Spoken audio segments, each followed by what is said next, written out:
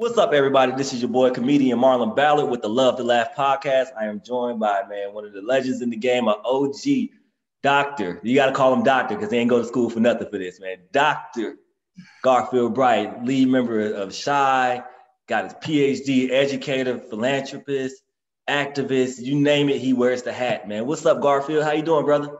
It's good in the hood, man. I'm just here, just being me at all times, like I was telling you before, and all my travels. It's always born out of an insatiable desire to just find out more and know more about the world and me, going both directions, outwards and inwards, and that fuels me. So all that, whatever that is, it's me. So if it's music, world of music, I'm looking for me inside of that and using that as a tool, so as a mechanism to kind of like give something out, input and output. So that's just what it is. I'm always looking for what the essential is. What is this? Because those questions, man, like, people act like the elephant in the room is not there, but it's a trip that what is this that we in, man? What is this thing that nobody knows about the beginning or the ending of? Nobody, like, what is this thing, man? Like, what is this? You know what I mean? Like, what is this human adventure about? Like, are you supposed to live and die, not know what the heck we came from ever? Like, we don't know what this is or where we came, but, we create structures within it to navigate it, but we really still don't really know what the heck this is. And so that never leaves me, man. your mind is always working. I could tell, man. Yeah, especially in those directions. Like I want to know what are we? What is this, man? Like I never got that answer. Like so. One day we might. Hey, you see how stuff is going now, so we look like we about to find out. The key is in the inward glance. Stevie Wonder put it right with Inner Visions, man. He was ahead of his time with some of the messages, but absolutely. 16th letter in the Hebrew alphabet is Ayin, which is the I-N, and if you even look at the shape of it, the top two, it's like almost like a Y. It's like a nodule here, and they connect like a wishbone. Yeah. And what they break down is that's the eye, the oculus, coming from two, a left, right, input, output, connecting by the stems to the cerebral cortex where the pineal sits, going into the brain, and where it reflects the images, where God basically is the medium for God, where he imprints the images on the mind, and along with your participation, which you put out and project on the world, because everything is external. The cerebral cortex sees, there is no out there-ness. The vision happens inside the brain. So where the inspiration hits the spirit, and that's what projects out, and we live in that world, and the more we share reality and meaning, the more it looks the same to all of us, and that's what we're swimming in.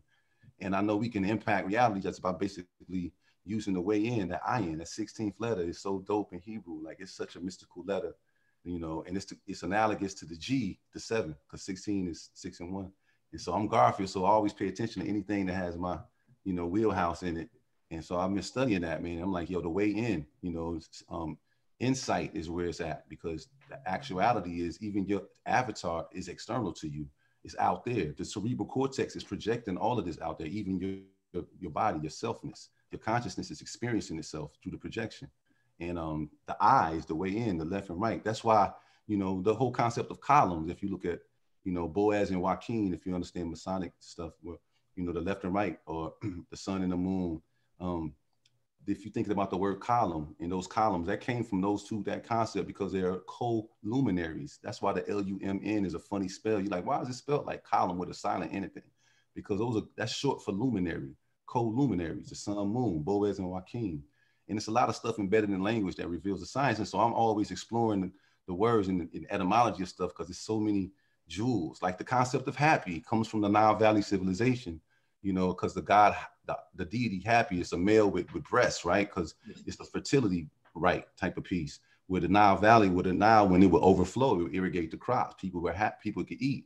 And so that deity that they revered for making sure the Nile would overflow was called H-A-P-I, happy. So people literally felt enjoyed when it did happen. They would embody happy, like I am happy, like I embody that spirit, I'm happy. And over time, it corrupted to, almost cleanly, to add a P and another Y to it, so it's happy like that. But that comes from a unbroken etymological, wordplay that was so strong that it didn't get corrupted by language from the Nile Valley to today. We don't even know where happy came from, and as we just know what it means. Yes. But I always think about those types of things and how embedded they are in our language to tell us, what we are, because I'm always looking for what we are, you know what I mean? So I'm just, I said that to just say there's so many gems and jewels embedded in our midst that can steer us in directions mentally, where we can still use our imaginations instead of innovation, because innovation is imagination for sale. You know what I mean? When they capitalize on it, they call it innovation because it's going to give you a marketing piece and military usage. But the imagination spurns that. It's where it comes from. So the imagination is free. And the imagination is the most revolutionary act because it's the audacity to see what is not and really materialize that thing that is not and make it be, because you got the blueprint, the energetic imprint is the thought. And it's going to seek the motion and the matter and the coagulation to make that thought real. So when you think it, when you see that visual and you can see it, it's just a matter of time before that imprint distills somewhere, even if it's not your tuner to your radio station. It's going to distill in somebody's, because that energetic imprint has been made. It's out there. It's like a concentric circle. When you drop a pebble, it's out there. So somebody with that same energy like yours is going to pick that up and it's going to come through somebody. Yes. So you see what I'm saying? So these thoughts, man. So I think all these thoughts, because I'm really intrigued by like the magnetic and the malleable nature of nature. Like the way you think it is, it actually bends to that. It produces these outcomes based on how you see it. Like it's a trip. And so I'm like, yo, that's a strong power if we didn't realize it. Like we actually are technology more than we are what we think human. We think these natural, organic type of pieces, which we are, but that thing in and of itself, in the ability to have emotion and to imagine, that's a technological aspect or function of what human is. That's technology that actually produces things. Inspiration breeds this imaginatory piece that distills vision that allows structures to be built from. You know what I mean? And it's like, yo, to reduce imagination to just obey is a sin in my eye, and that's what this world is coming to right now. Yes. So, just real smart obeyers, not critical thinkers with the obey, with the smartness, but smart habit-made performers obeying a schematic. You know what I mean? Not necessarily feeling a process through, and you know what I mean? It's like, yo, this. So I'm just like, I'm splurting all this out, but all this is in me. And so. Oh, hey man, share it, bro. Cause I'm gonna leave this interview woke as a mug, bro. Like you are putting that. I'm gonna be talking like T.I. in a minute. Expeditious. That's the guy. No. You're absolutely right. Like I appreciate that knowledge, because that's like people need to learn that. Like it's so much knowledge out here that people are just walking by and they're not taking advantage of it. You have to learn this stuff, because a lot of people die dumb. You die dumb. You don't know nothing. You like your purpose was for nothing. So now you got to come back and try again. before you form that critical thinking muscle, before you 6 or 7, you're just looking at your parents' reaction to stimuli, and if they think it's cool, then you're going to put that in your foundation or your baseline is your identity. So you're going to do whatever they send you to a certain type of school. That's what their mom put me there, so it must be, or somebody tell you a certain type of fact, and so you never vet it. It becomes like a baseline of your identity. And let me tell you, it's a funny thing, a curious thing about knowledge and learning. Like just the fact that you go through a process of learning a body of knowledge, just that process makes you emotionally attached to that body of knowledge, to the point to where if somebody were to challenge that body of knowledge, you would feel personally insulted, like it was your body of knowledge, and you would defend it. Never having vetted that body of knowledge for its authenticity in terms of where you got it from or the source, never considering it. It was taught to you. And because you went through these motions of learning, you became like, that's my knowledge, you know what I'm saying? And a lot of the stuff that we learned early on was not necessarily vetted for right and exactness. And that became a part of our foundation of who we are before we had the critical thinking muscle developed in us, you know what I mean? And so when we did get it developed, we never went way back and went to the foundational stuff that we were learning and vetted that. We just started from when we was kind of conscious and thought about stuff. We went back to that body, but it's stuff deep down in our psyches that we operating from that's still a fake, faux, fugazi foundation that we got to interrogate. Like it's even simple little things that pop up that give us markers or signs of what it is. Like I used to always trip on the word realty, like people buying houses, those signs of being all the yards and it say, real estate. And I used to be like, yo, why they, I didn't have the vocabulary to say redundant when I was like 6 and 7, but I felt like that's like stupid. Why they always got to tell you it's real estate? This right there. I know it's real. Is it exactly. real estate somewhere? Like, you know what I mean? And no adult could ever tell me, like, why do they say real estate? Is there a fake estate, right? So one day I was in constitutional law class, and for some reason we were talking about the royal bloodlines. I don't know why. And the actual word is sangre real, you know, the royal blood or the blood of the royals, real. And when it hit me when I saw it in the REAL mentioned as real with the little tilde thing right there, the little accent. And it hit me. I said, that's royal, real. We co-opted it and pronounced it all crazy, like how they, you know, we always do everything. You know, made it a one syllable word. Exactly. And to us, it means some actual or truth, but it's the actual fact of it is real in our presence. When it's a realtor or when we say reality, it means royal, the royal version of isness. Yes. Reality is not truth or actuality like it's been conflated to become, but it's just the royal, the funded version that they plop down, what we swim through and navigate and call life. It's their version of isness. There could be other versions, but we living in the royal one, the one the aristocracy has created, and that is called reality. But in our mind, because we live it every day, reality is actual or factual or truth. It's been conflated, but it's not. It's a version of what could be that's instantiated in our midst that we live through. And so reality is not what we know is real at all. You know what I mean? And I'll be tripping on all that kind of stuff. Like the words tell you everything, because the royal part of it, aristocracy, you know, is landowners. You know, they have the right to be landowners. Like that's a privilege of the aristocracy, the elite, like lords and serfs. If you don't believe that, why do you pay land taxes? You know what I mean? You buy a house, you own your property. No, you own that was slabs of wood and concrete, but that land you paying taxes on. Somebody's owning that. That's the royal. That's why it's called real estate. Yeah, you got to, you know, pay up. So like that, and that hit me, and that lets you in on how society runs through just words that you interrogate. That shows your power structure. Like, oh, they still telling you in your face, this is the royal stuff right now that you're dealing with. You know what I'm saying? Yes. You think it's yours. You think you in the suburbs and you got to move in. No, this is what's happening. It's still a lord serf relationship. We just kind of like letting y'all look. You know what I'm saying? So all of those things trip me out, and I swim through life seeing that every day, and it's just, you know, mind blowing. But I love it because I learn from it. You learn a lot. Does the fact that you're smart and you're willing to learn new things every day, does that stress you out? Like, is that like kind of like make you exhausted a little bit or not? You know what exhausts me is when I don't have any stimuli for like knowledge. Like when it's nothing new to learn. Like nothing, you know.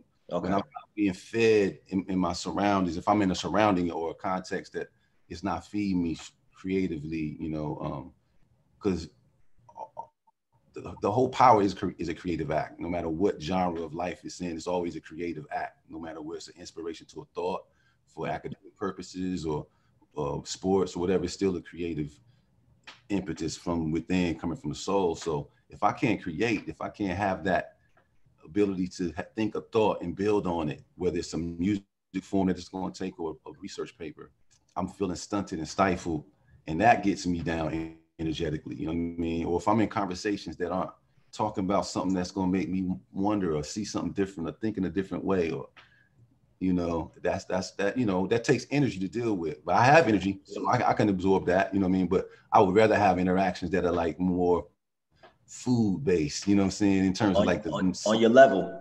But I get, well, you know, I don't even want to throw myself on some kind of level. I'm just so curious and I just want to know so much. And I'm just so, you know, it's certain food that, you know, that I haven't tasted yet that might be something that I can, you know, acquire the taste for, you know, that might elevate my consciousness. So it's like, that's where I'm headed. And I enjoy those interactions. I enjoy platforms like this one where we can build, you know what I mean? That's they don't take no energy away. They give me power, man. You know what I mean? And this is what I was expecting. I'm like, yo, he's gonna be full of light. Like from what I heard, I'm like, okay, awesome. He's gonna be humble. like I'm learning stuff already. I ain't had to ask you nothing. You was like, you know what? You need some teachings in your life. Let me go and tell you about this. my wave today. I'm splurting it out, man. Spirit movement. Hey, you good? Hey, this is gonna be a great interview. It's gonna be great. Trust me, bro. Like you're already making it great, man. But first things first. Happy belated birthday, bro. Oh, thanks, man. 51. Whoa. And see, the internet don't do you no justice because it says your birthday is on the 21st on Google. Yeah. So much. They got my middle initial wrong. They got me right. I'm Garfield R. Bright. My middle name is Roosevelt. Like,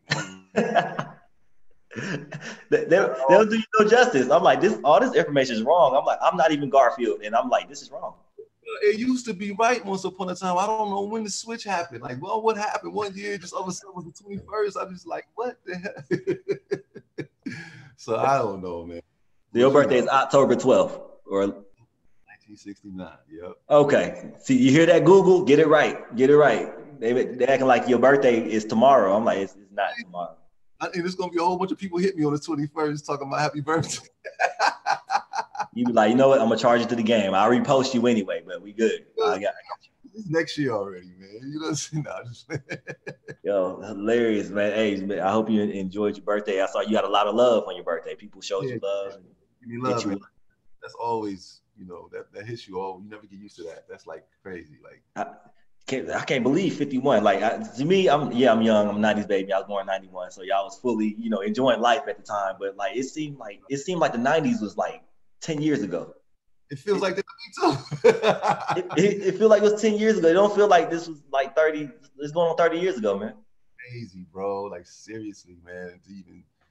That's just crazy. And you still look great, brother. Like you don't look old. Like you look great. Like you're taking care of yourself, everything. So it ain't like you out here, you know, on the corners, you know, missing teeth and all that. Like you got everything. I got everything, man. I still got all my hair. Yeah. You look great, bro. I'm a vegan. I can take credit for that part of it, but you know. Vegan. Okay. Man, so I just thank my dad and mom and my ancestors, I guess, and somebody. Man, okay. And you reside in H-Town. You're from Nashville originally. Is this correct? I was born in Nashville, man. Harry Hospital, man. That's right. Davidson County all day. Okay, so from Nashville. Okay, cause I'm like, I see you at H-Town a lot. I'm like, from H-Town. Yeah. Okay. Now, but I was originally born in Nashville, and early on, like when I was a baby, my mom and my dad moved to Knoxville until I was about 6 years old. Then we moved to Montgomery, Alabama, and I lived in Montgomery from like age 6 to maybe like age 12. Okay. And I moved to Boston, and that's where I like came of age, you know, and you know grew up. And then when I went to Howard, home was still Boston. I was always coming. So that 8-9 year block of my young life before I was 17 is like kind of like a big part of me. But that southern part of me is all there. All my roots are down there. All my people, everybody who I know that knows my family. So I'm kind of a mutt. I'm like a northeastern southern dude. Like, you know what I mean? And I love that because I love to be able to enjoy like the down homeness of down home where other people might not. Were you a military brat? Like, why did you move so much?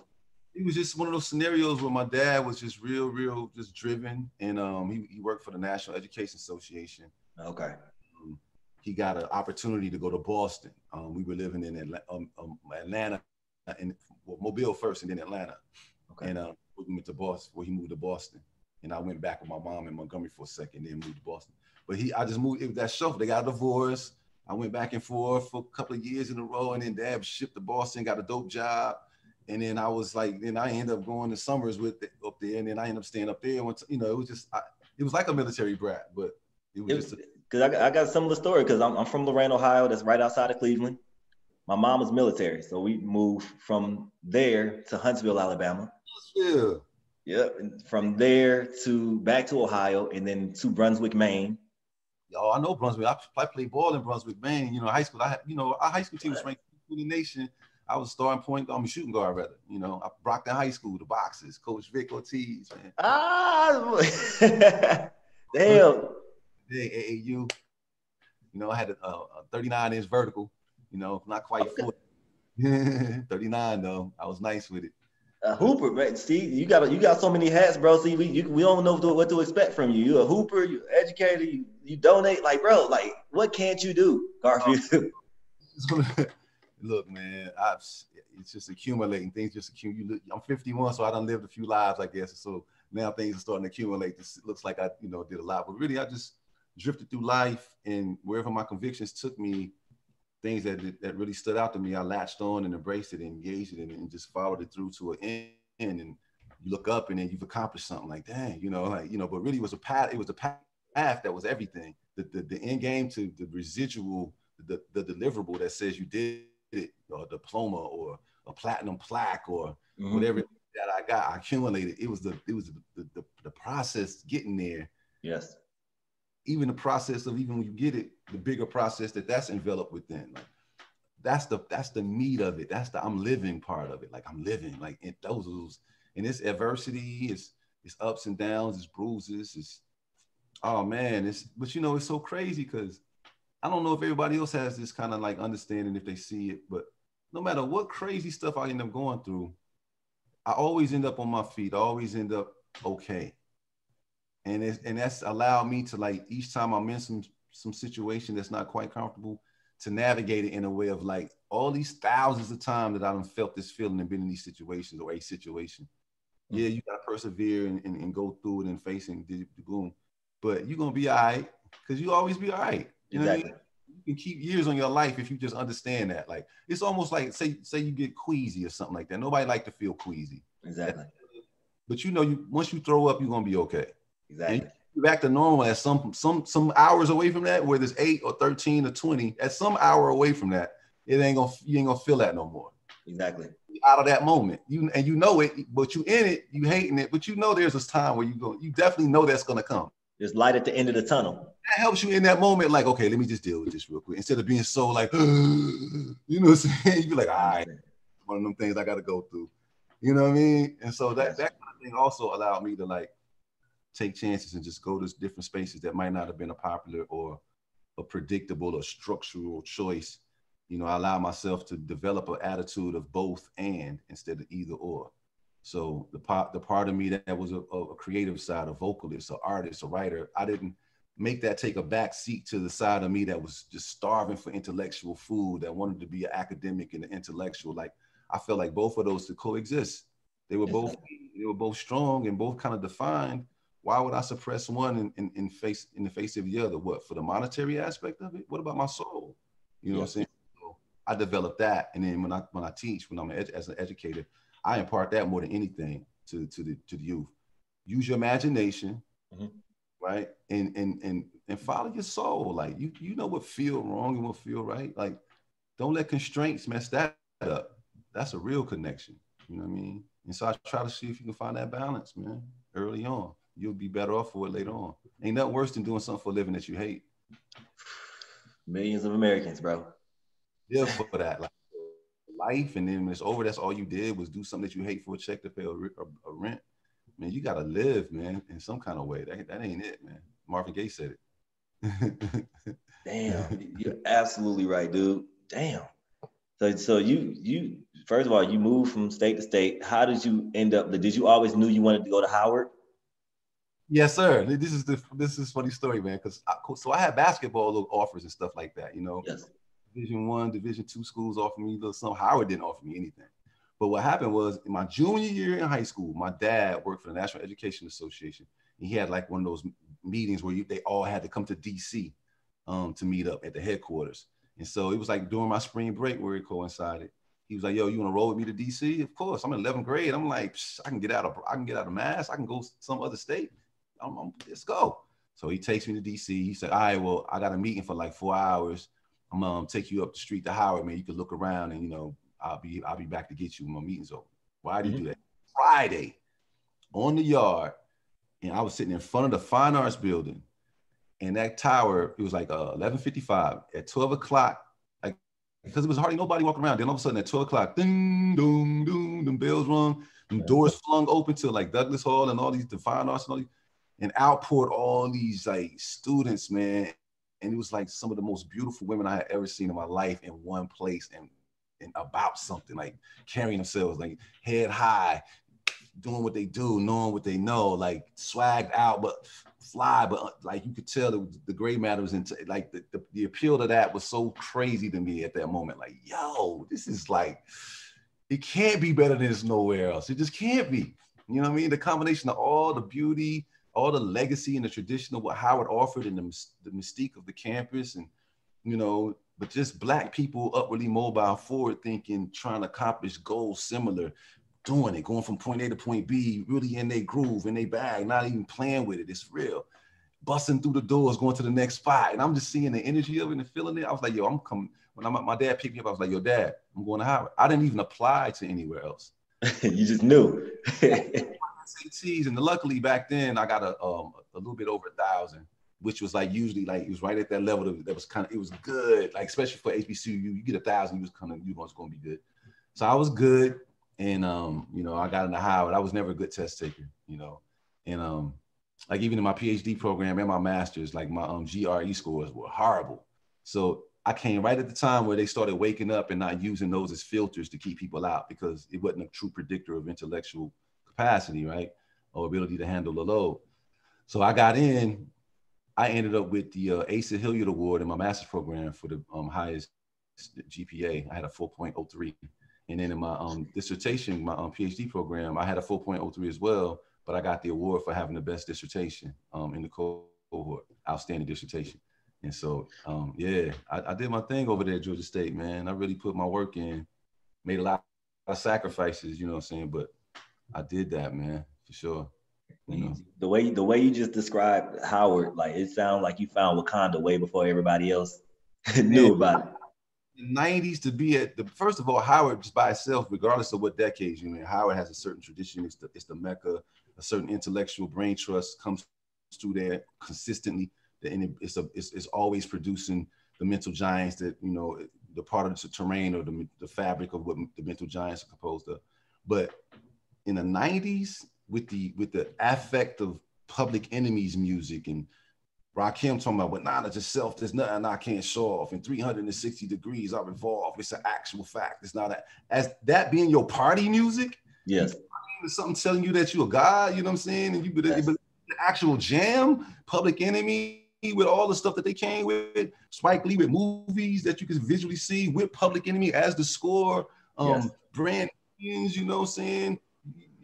Wise Intelligent from what you call Poor Righteous Teachers, you know, X-Clan, NWA and stuff. Like the consciousness was so, the reporting of the CNN of the hood was so rampant and rife, and the wordplay was so nice and memorable. The Tribe Called Quest and Industry Rule Number 3080 record company. Like it was just game being dropped every KRS One, you know what I mean? Like Black Cop, Black. He was so prophetic. That Black Cop song was before all this stuff that was happening now. KRS One, Black Cop, Black Cop, Black Cop, Black Cop. Like yo, so that was those anthems, which actually our party music. We was partying in the conscious stuff, not feeling like it was preachy. It was fly to be conscious because the conscious stuff was fly, and you know the dances but then the knowledge, and then, you know, the expectation that came with you representing, and the 5% Nation of Islam influence, I think, in hip hop is what impacted that brain trust, that whole Garvey Pan-Africanist, you know, style of that STEM, you know, the Noble Drew Ali, the Honorable Elijah Muhammad, Master Fard Muhammad, the Clarence 13X, going into the hoods with the MCs writing their lyrics, spitting lessons, King Son, all the different 5%ers and the guys and earths that spit, influence other people as they teamed up with other, those jewels was being dropped. It was like fly to drop jewels. Like you had to have a jewel to drop if you was gonna spit. You nigga, where your jewels at? You know what I'm saying? So it's, you know, the expectations of an MC versus a rapper back then, we was being shaped by that. And those was our actual songs of like the contemporary, you know. Yes. You know what I mean? They were in classic shit. They was instant classics, but they was all out at the same time. That was what was on the radio. That was like all these stuff that we call classics was really literally shaping us and molding us. Common, but I used to love it with the wordplay and the metaphor, using hip hop and her. And so as an MC, you want to be doper than Common in that style. Oh, I got to come up with something like that. So people was thinking it was an intellectual endeavor to write a rhyme. It wasn't just like, let me come up with the most catchiest, not, you know, hook. You know, I don't care how much it's saying. I just needed to grab you, you know. And so the internet hadn't caught on yet. So that quick age, but yeah, that back then we would be in shape different, man. And so Howard produced people, Puffies, and people like that who were giants in the game.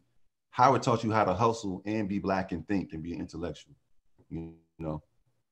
Okay, damn. Like, and you was right. Like back then, because my dad, like my mom and dad graduated in what 92, 93. So they was bumping all that stuff. And I remember them bumping all that, the Public Enemies and the not, and just R&B too. Like I remember all that. So all that was on the radio at the same time.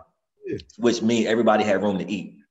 I mean, we're gonna put everybody out. Bam. Was 1-2. Nobody sounded like nobody. It wasn't like somebody sounded like everybody was food. Like you couldn't get anywhere but them.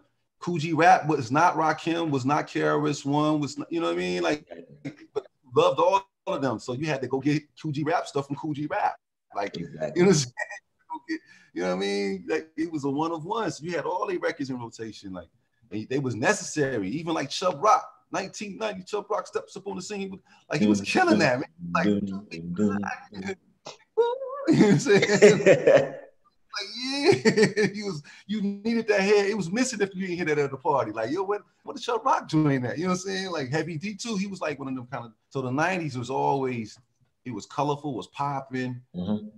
So it was exaggerated in ways, you know, in good ways, and in the bad part, like it was the murder game at that point was crazy, especially in DC when I was at Howard. You know, Rayford Edmonds, Alpo in DC, Wayne Perry, all that stuff going on.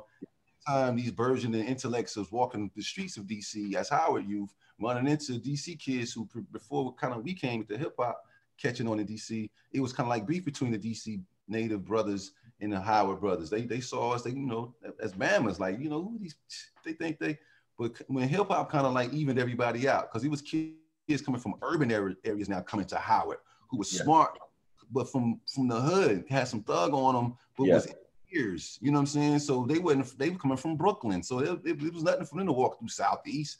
So game, recognized game, and people can kind of tell that, yeah, they from out of town, but they ain't trying to be all that. They really who they are. Like, you know, the Howard kids I'm talking about. I don't know about the real towners that just be coming to set up shop, but cats that just college kids wasn't so soft no more. And we started forging relationships with the DC kids. And man, when that happened around 87, and what brought that together, a lot of people don't even realize this part of the context.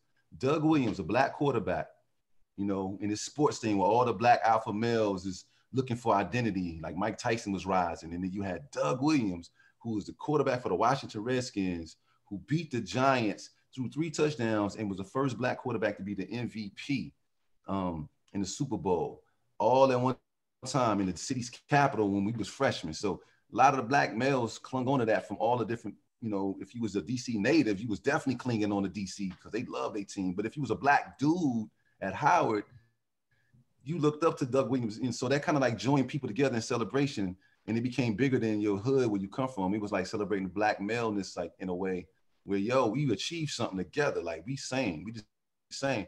And that started breaking down. Then you had little events like that, the Million Man March later on, and a lot of different things galvanized the brothers where DC wasn't so competitive between the Howard students and people. And Howard dudes started enjoying the go-go's and stuff like that. So it became more like, it's kind of like when you try to speak like somebody else's language and like a Latino, and if you know a little Spanish, you really try to communicate, they respect you and they know your effort. So they got love for you more. You know, it was the same thing, like those ingratiated. And like, so those dynamics existed when I was at Howard, and it made for a richer experience, man, and produce a richer kind of cat with some savvy. And so in people in the music industry or where they went to acting, like my man Chadwick that just passed, that's Howard dude, you know, Debbie Allen, Felicia Rashad, you know, all these people, Donnie Howard, Donnie Hathaway, you know, the Shines of the world, you know, you got people close to the Howard scene, Michelle Indigio cello, you got Chris Dave, the drummer, you got Eric Robeson, you got so many people that came through Howard. They had a way about them. You know, even Kamala Harris is running for the vice president is a Howard person. So it's like, you know, the signature, the stamp is there. It's like no matter what the genre of life they walking through representing, they feel like, yo, I got it in a way that maybe y'all mainstream cats don't even realize I got it. You know what I mean? Yes. It's not coming from a deficit ever. People from Howard never feel like they're coming from a deficit, you know? So even when they getting so-called token jobs, they thought process is like, yeah, whatever. Watch this. You know what I mean? You hire me because I'm the token black. Okay, watch this. Watch what's getting ready to happen up in. That's how I'm about to surprise your ass. I'm about to take over. Ain't even surprised. It's like, oh, y'all don't see it? Oh, okay, here it comes. Yeah. You know, and it's like I love it, man. I'm glad to be a part of that tradition. You know what I mean? It's a healthy arrogance in that way. You know.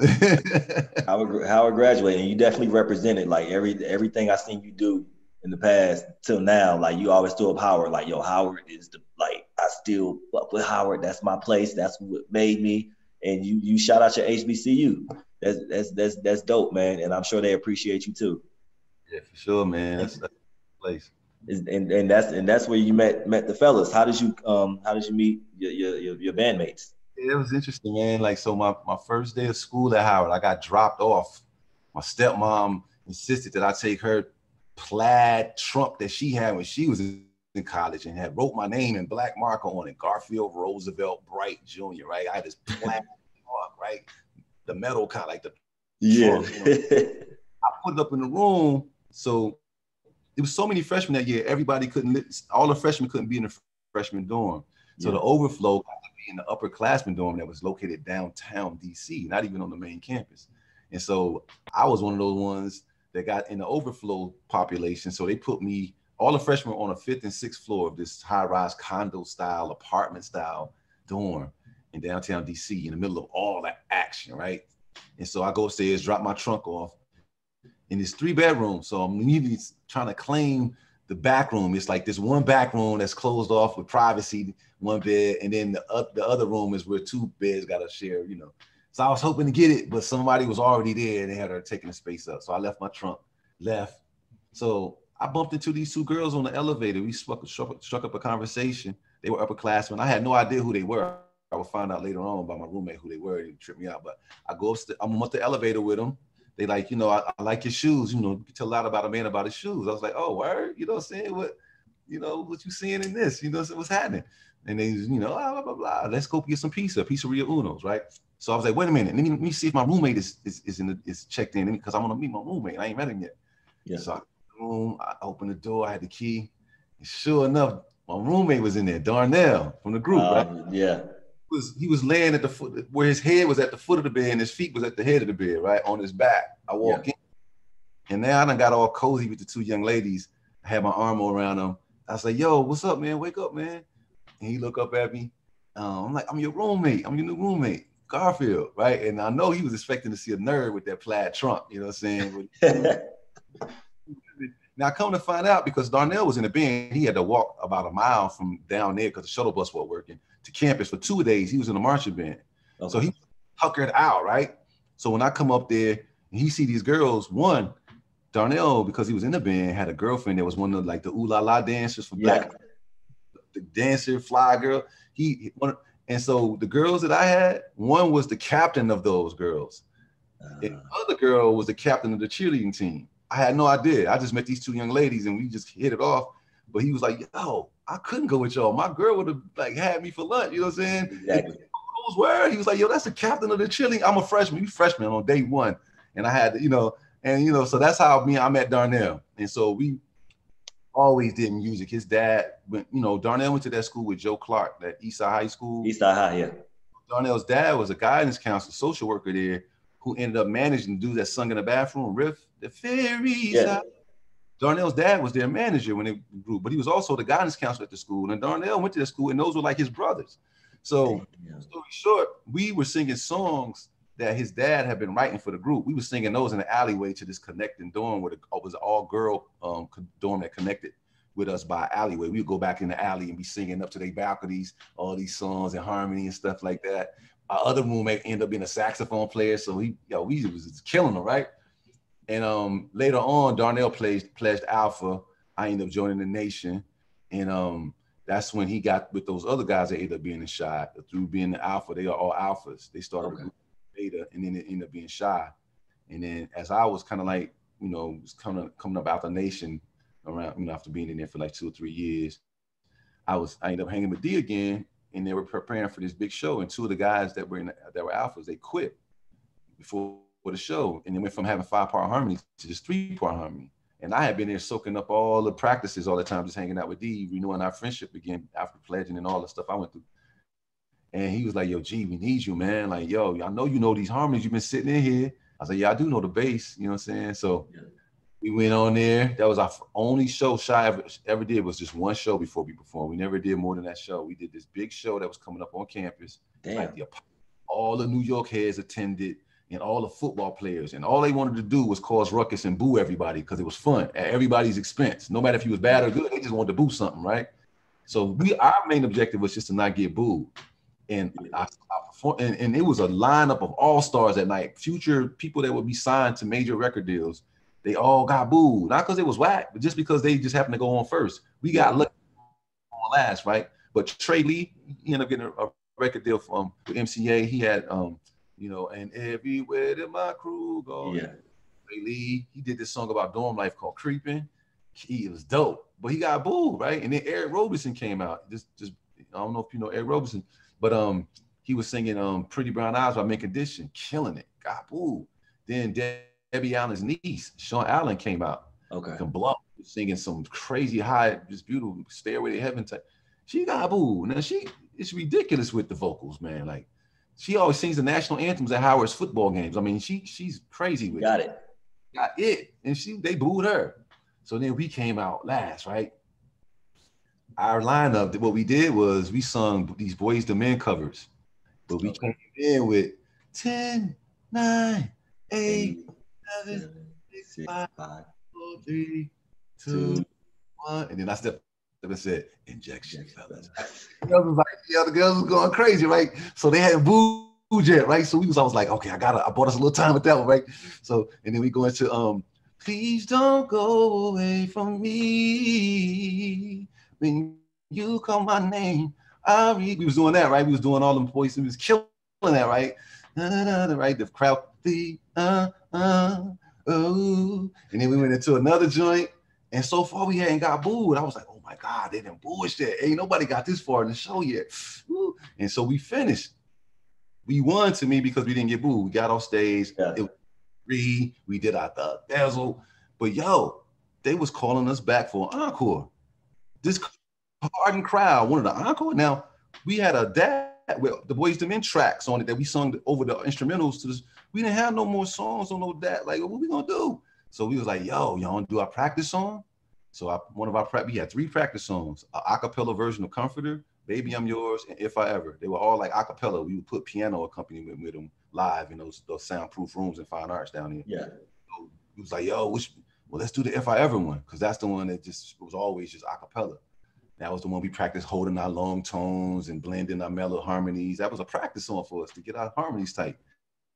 We wasn't like a single, like in our mind. So, but it was on deck to go sing an encore. Okay, let's use that. So we all got close on together at the front of the stage. So our energy, since we had no beat for everybody, they had to focus on us. We got close, and then with the snaps,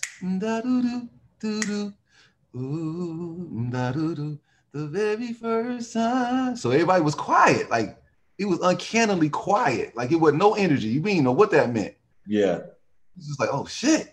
So I was thinking about my hair, get to the chorus, please, get to the chorus, get to the hook, and then and the hook came on, and them hard football player dudes, you could see them like doing this, like they was into it. Like you ever seen Fat Albert and the character like in early in the show, they be having them doing these like yes. them dudes really like, you know what I'm saying? Like I was like, damn, I know they ain't vibing to us like that. So proof positive, right? I did after the chorus go, I do like I do my little thing. That got a good little applause from the girl, you know. Yeah. And then the hook came around again, Darnell. And yo, how come like 70, maybe 75% of the crowd was singing along with us when the second time the chorus came in, like they had heard the song before. They knew the words. And so literally on that stage, when they closed the curtains after the encore, we actually said, yo, y'all want to try to get a record deal? And then said, okay. And that was the only show we ever did. We got that kind of feedback, and we was headed to New York to try to get a deal. And it was through a roundabout way, we ended up getting the deal, you know, with some people in DC through some people, through the radio station, WPGC, with Paco Lopez, a dope MC DJ at the time, who convinced the program director, Al BD, to run our stuff, you know what I'm saying? And they put it in heavy rotation. We didn't have no record deal, but we was charting in Billboard because our songs was getting spun on a major station. That station was a major station and it had sisters.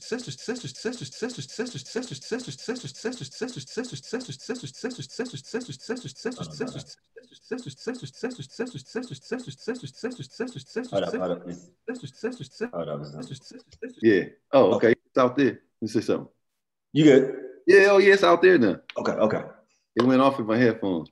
but yeah, so that was a whole. I forgot what I was saying. You was talking about you said the song started charting. Y'all was Oh getting yeah, we was charting. So that gave us a little leverage when it came time to get the actual deal, because we already had a song on the charts, which means radio was playing it, which is what record labels do for you. They get your song played on the radio, which allows you to chart it, and they push you so they push program direct. So we already did the hard work. So they gave us a little money to redo If I Ever, because the only hesitation was that, look, it's a cappella, it's a beautiful song, but we wanted to be a crossover, and some of the radio stations might not go with an a cappella song in between two songs with a track under them. Yeah. They just might be scared just by the concept, and let alone what it sounds like, but just the so that they felt like, okay, we'll just do one with music so we can have it to service those types of stations who kind of are hesitant because of the a cappella.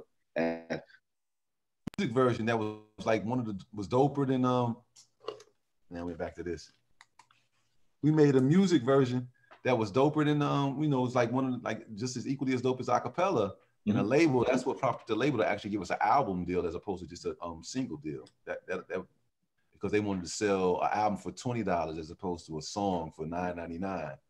But they felt that we could pull it off since we produced If I Ever Like That. They felt we could produce an album. And so that's why there's two versions of that song, the acapella, and then you also got we did a cheap video that makes no sense, but the song was dope. Everybody loved, you know what I'm saying? You know what I mean? So we just got away with one, but so you didn't really care for the video. Well, it was fun to make and all that, but it ain't that video. What is it? The girl mopping. It's ridiculous. Man. You know what I'm saying? Like it had nothing to do with nothing, but it's it's ethereal, and we in the ocean somewhere, and the song is flowing. So the vibe, it's a vibe. It's a vibe. Right. But plot wise, it has no elements that actually mean anything to the song to me. Like maybe one or two. I can't go that far, but it's beautiful. Ian Fletcher. But it was they got everything in one. They got a video. They did the music video came out of the same footage. They just colorized it. Okay. And then our photo shoots came from the video set that day. All of our publicity pictures forever came from that video. So they paid so little for it, man. It's like they got over. But luckily, because we had to recoup anyway, right? The artists always end up recouping anyways. So it was good on us. They did a cheap video. That's true. Especially since the song still blew up anyways. Like we still, we did that anyway. So what was the recording process like to do those two different versions? Did you?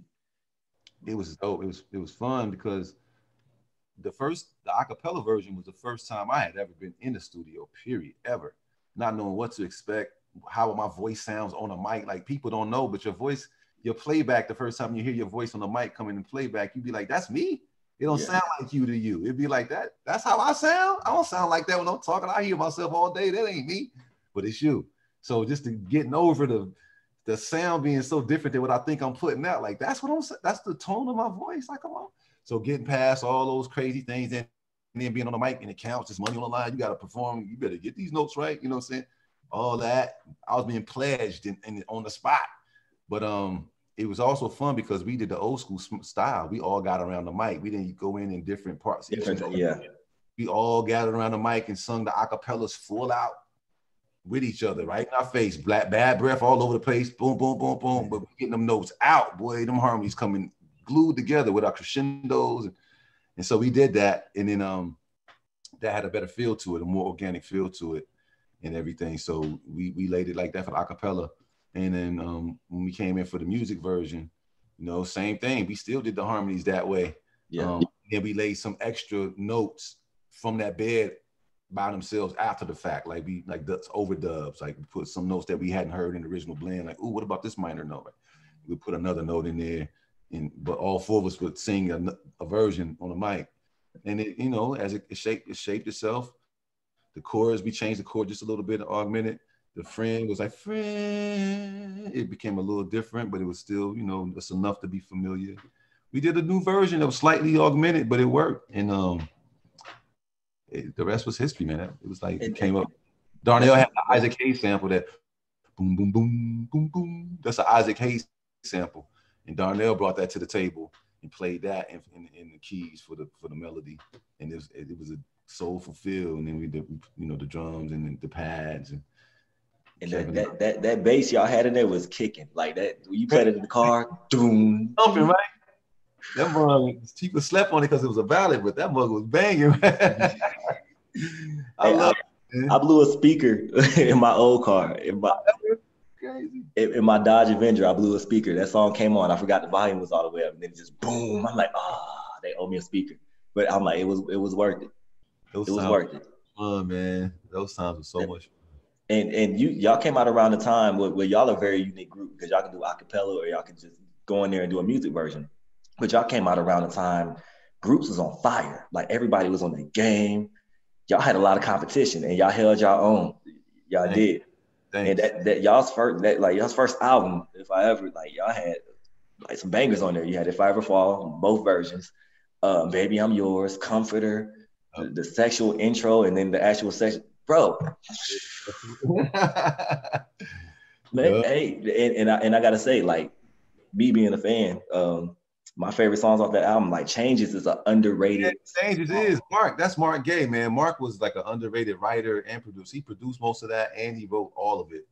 He brought one of the few times where people bring songs, because Shy, the way we created, like MCs, like somebody will come up with a hook, and we'll pick out whose voice for this track might sound good as a lead, and that person will then go based on the hook, write their own verse, and then come back to the group. Okay, this is what I got, and lay their verse, and somebody else lay their. That's why you get two different patterns. Like it's a song that we did called Yours. It was like he makes the baby, and it was a cappella, and I was like boom, boom, boom, boom, and then Carl was like as I look into your eyes, I often fantasize about your kids, babe. But then my verse comes. I wrote my verse. He wrote his verse, but my verse melodically was, tell me what you need, and I will make sure I provide your every want. Ooh, babe. It's like a whole different. That's because I wrote mine to what I thought was and we put them together. So Together Forever, Changes, and If I Ever was the 3 times where somebody brought a song written to the table. Like Carl lyrically wrote If I Ever Fall in Love. That's his pen work, nice pen work. And Changes and Together Forever. Mark wrote Together Forever when he was in high school, and people. That was like one of the backup low-key wedding anthems that we have on our joint. Together Forever was like another underrated song. That was Together Forever and Definitely Changes was my favorites right there. Changes, I like that. And whose slate was that? Darnell or was that Mark? Which what? The production on Changes. Well, Mark predominantly, but Darnell and Mark too. Maybe Carl a little bit, but that was Mark's baby. And especially lyrically and stuff like that, But Darnell probably helped out on the drums. Because sometimes I listen to y'all song, I'm like, who is? I'm like, because I know your voice and I know Darnell's voice. I'm like, who is that? Mark. Speaking wise, yeah, we all sung the hook that everybody goes to change. Yeah. Sometimes you gotta let go. Oh, you need the one you love. Make sure that you love. Then I was in a situation. That was Darnell starting up. I was going in and out, in and out. Yeah. I haven't heard this song in the time. Mark does that little how I feel. It's a little B-section part. That's Mark in there singing that part. Many times before. That's Mark. That's Mark singing that. And then I come in with. I was always coming in and doing them. That was my little, Well, it worked, man. You know what I'm saying? That was. Mark he conceived that piece right there. That was his baby. I mean, like Starbucks sometimes. I go in and that's changed. I was like, yo, change. It's like just the composition of the song. Dun, dun, dun, dun. I was like, yo, it fits y'all. I'm like, this is an underrated song, and I got that in a couple playlists I done made. I'm like, yo, Changes is that hit. It's a hit. That, man. It made me feel good when I heard it, and it's true what he was saying. When Mark wrote on that song, that was true, And also around that time, like I did a lot of YouTube search, and I look up y'all live performances, and I watched them. It's been for a while now, even before I knew I was going to interview you. And y'all did a cover for an older group. I love coffee. I love Oh yeah, tea. we did the Ink Spots. That was at the I think that was at the Apollo, the tribute to some legends. Because Danny Glover introduced y'all. Yeah. Now, if you ever watch Sanford and Son, you ever watch Sanford and Son? I do. All right. Now, it's he always every few episodes. If he ain't talking about, I'm coming to join you, Elizabeth. He goes into this song. He'd be like, if I didn't care, Yes. would be sure. That song, that's an Ink Spot song. That group that we was paying tribute to, Yes. that's one of their songs. So during his time, that must have been like a contemporary group that he vibed to. But for us, they was way old. So we dressed like how the Ink Spots dressed. We had the zoot suits on. Yes. And we sung this song called Java Jive that they. Yes. But little did we know, Java Jive to us talking about coffee. But back then, words like muggles and coffee and Java, it was talking about weed. So I did not know that. I love tea. I love Java and it loves me.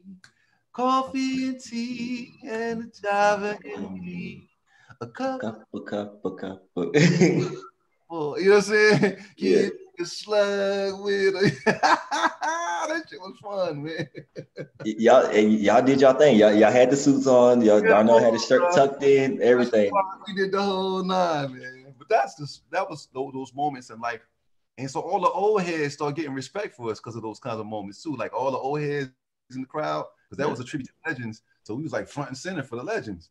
Yeah. So it was like, yo, I like them young boys right there. You know what I mean? I like they style. Like, they would all tell us, they gave us their numbers and like, yo, call us and let us know if you need it, So we kind of started like getting love from the old head, which was like for us, like, oh man, they embrace what we do because we came from them. You know what I mean? So y'all ran the charts at like around that time. I read the only reason y'all didn't reach number one is because Whitney's I Will Always Love You. Bodyguard, that's a heavy hitter right there. But we actually for 1 week on the R&B singles chart, the 100 we didn't. R&B top 100 or 40 or whatever it is, because they overlap, but it's like specific. We got number one on one of the weeks. The reason what happened was too, this is where it really actually happened. In terms of record sales at the time and radio airplay, even though that was a powerhouse hit by Whitney, we actually had more spins and more radio than she did. But Billboard had just turned the chart criterion over to spins and videos. Now video is becoming such an important thing due to BET and the MTV that now videos counted for your chart position. At first, videos didn't count. It was about the record sales and radio spins. But right at that moment, like that week, when all of us came out, and The Bodyguard was a movie, and it was well publicized to promote the movie. So video work-wise, Whitney was killing us in video situations. So plus her record plays was not that far under ours. Like we had a little bit more spins than her, but it was barely. But then that video took her over the top, and she just was number. So we was number 2 the whole time she was number 1, and that was, I think it was almost 2 months, like 8 weeks, something like that. And just every day, number one in the country for 2 months, and we was number 2. We broke somebody's record, maybe Elvis Presley or somebody's for being number 2 the longest. So, I think I saw it. I think it was Elvis. You're right. It's like that, but it was a fun, and I'm not mad being behind Whitney and Bodyguard, man. That's one of the most epic. That's an honor. Yeah, you can't be more. And then all the songs in the top 5 at that time was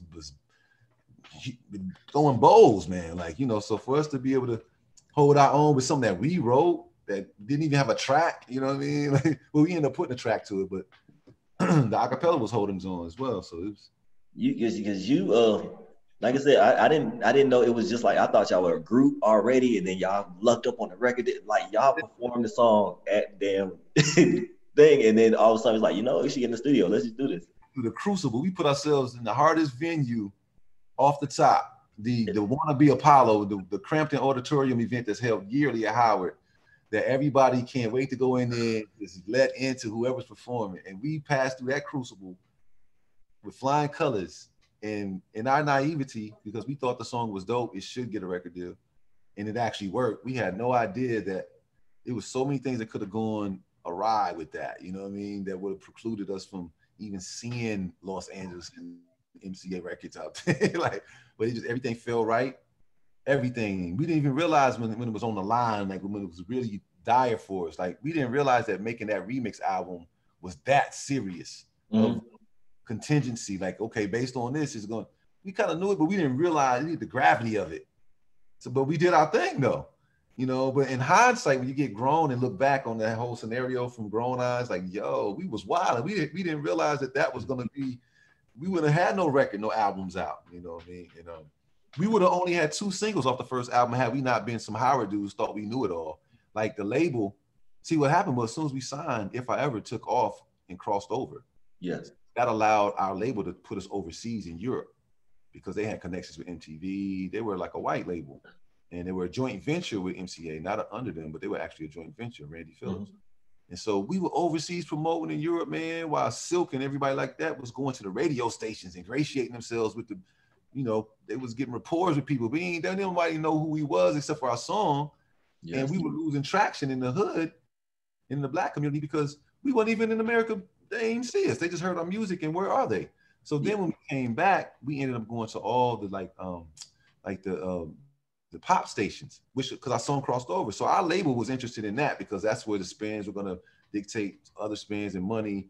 They were really caring about our cultural proclivities, whatever. So we were like, hold up, man. Once we got word that that's what was going on, and we started hearing rumblings to other people that the radio stations was feeling like we was selling out. We was like, what?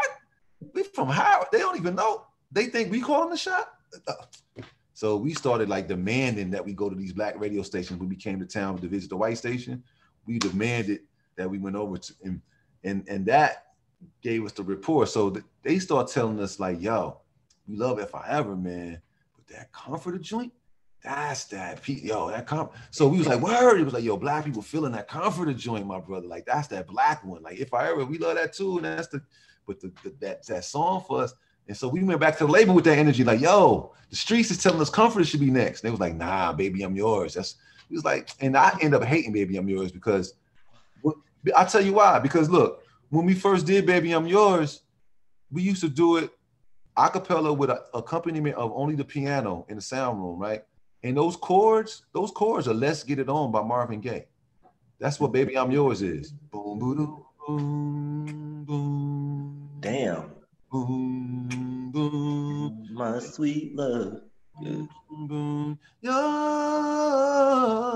if you want me, you know, let's get it on. It's the same. Yeah. So when we used to do it with just the piano and the swing of the how the hits was on the piano and just our voices and their harmony, it sounded so soulful and so Marvin Gaye-ish, and just that version, that was Baby, I'm Yours to me. So then when the label tried to put us with all these producers, they wanted a poppier sound for that song. And then we had to add that.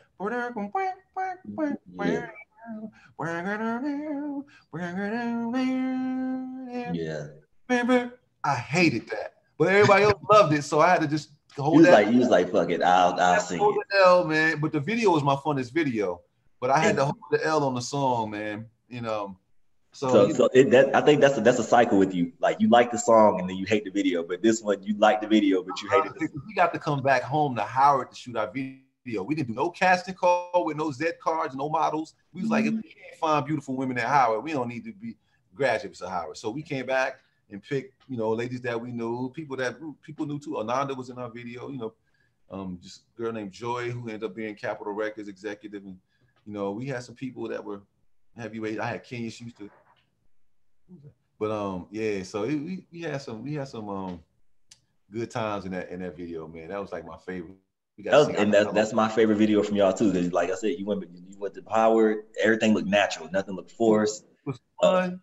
You and Darnell were roommates, throwing paper at each other. It was just like that in the cafeteria. That was really I walked, man. Like that's how I really, you know, like it felt so natural, like you said. And when I see that was a slice of life. That even though Shy usually serves in the capacity of being people's coming of age music outside of us, that video was like a coming of age moment. Even though I was in it, I get to reflect back to a slice of my life that was perfectly captured by that video. You know, me and Darnell Young in our prime in the roommate context. That's really how it was. I got to see it in the video. You know what I mean? So y'all was in that cafeteria throwing paper at each other. It felt like I'm like, yo, they was having fun, yo. Like Traveling the world. We got to do so many interesting things. You know, a lot of people don't know. By a fault of the label, one time we were in Paris doing this thing called the Top of the Pops, which is like the Grammys out there, right? okay. And the label wanted us to go out to Europe so bad and do this thing. And we did not want to go. So we went out to Europe to do this thing. But it was cool because we met Peebo Bryson there. That was my first time meeting Peebo. Anyway, but they double booked us, man, and it was gonna mess us up. It was this really important event in New York that we had to get to. I'm gonna tell you what it was after I tell you how we got there. So because we only had 5 hours to get there, yeah, they had to put us on the Concorde. The Concorde was the three Mach 3 like commercial jet. Yeah. You know, that was like 3 times the speed of sound, going like 60,000, 70,000 feet a mile, whatever feet. Mm-hmm. And that thing got us to New York in 3 hours from Paris, man. Right? Each seat was like $9,000, but we made sure that we didn't have to recoup. It was they bad, so they had to eat that. And I ain't gonna tell you how dope the Concorde was, and what they met us at the door and gave us each a menu that was leather bound with our name branded into the cover, and it was like endless food and drinks that was being cooked in front of you, like gourmet chefs throughout the whole flight for the duration of the flight. It was just ridiculous. Every seat was first class. It was crazy. So anyway, we get to New York. This event that we just in time for happens. It was Shy, Tupac, and Tony for the very first pilot episode of something called MTV Unplugged.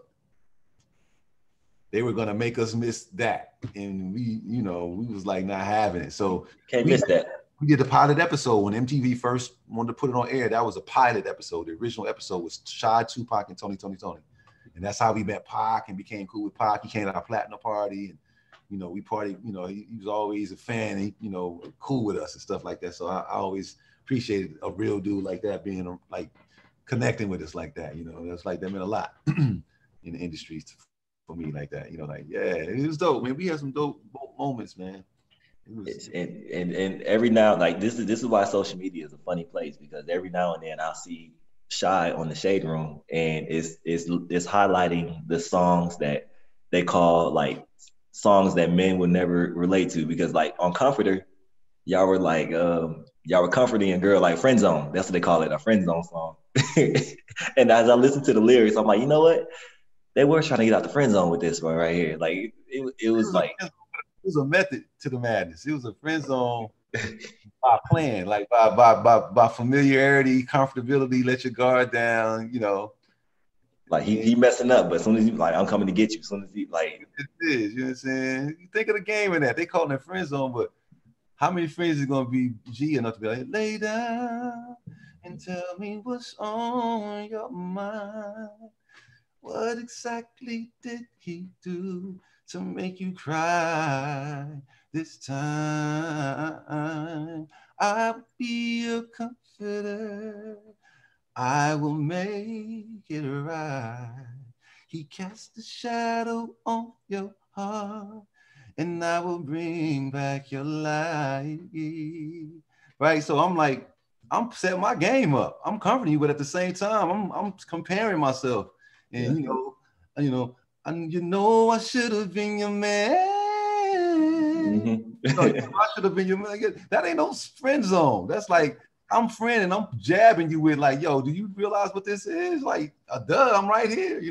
So it's you know how you are. You like the song, so did you like the video too for that or no? Comforter. Mm-hmm. Comforter was done by the same dude who did If I Ever. It was the same approach, man. Like, we standing by our beach with girls just in a bathing suit at 6 o'clock in the morning for no reason. Yo, showing me through a mirror reflection on, But I mean, it was peaceful. It was we hanging off logs, like that's Comforter. Like I could have. But oh man, you are hilarious with the videos. Like, bro, I didn't like it. I didn't like it, but you know what? I did like Comforter because, I can admit that thing. What was that? Like, you know what I mean? But it was peaceful, ethereal, avant-garde, even, right? But there could probably been a whole lot of more closely related plot type of videos. They could have married Comforter in a way that would have brought out the lyrics way more. But the vibe, once again, was represented by the ocean and the beauty and the landscapiness, and the girls just happen to be eye candy, I guess, in your subconscious, your Freudian field somewhere that you can, you know. I understand. And so yeah, it's just it was an excuse, just an excuse to see four brothers from Howard. That's what that video ended up being. But So y'all toured a lot off that first album. Like y'all was already cemented in the game, and then I was telling you that the label was telling us that Comforter was not going to be a hit song. They was like, it's going to flop, and that we're going to put Baby I'm Yours out because Comforter, we did the numbers with the consulting firms, and Baby I'm Yours is the one that's going to get added. And we were like, I'm telling you, we human beings, we commodities, but we human people too. Like we human products. We in the marketplace with real ears that can hear what people are saying to tell you and report back. As the record hit central, look, they like Comforter, bro. What? So they were like, you know what? We're gonna put Comforter out. So they put Comforter out, didn't put any money behind it, promotional money at all. But the people edified, picked that thing up, requested it on the phone when people still could request music, and it jumped out the gate and went gold with no radio promotion. I mean, record label promotion, because they wanted it to fail. They wanted to prove a point to us. And so Comforter almost went platinum without no record label push. They did the video and they didn't do nothing else. And that video was cheap once again, like the first video. And so Baby I'm Yours, they flew us to DC and did all the, Howard stuff. They would put money behind Baby I'm Yours, and they gave more money to the program directors and stuff like that. They really was pushing Baby I'm Yours. They pushed it. It was working it, and it still did the same as Comforter.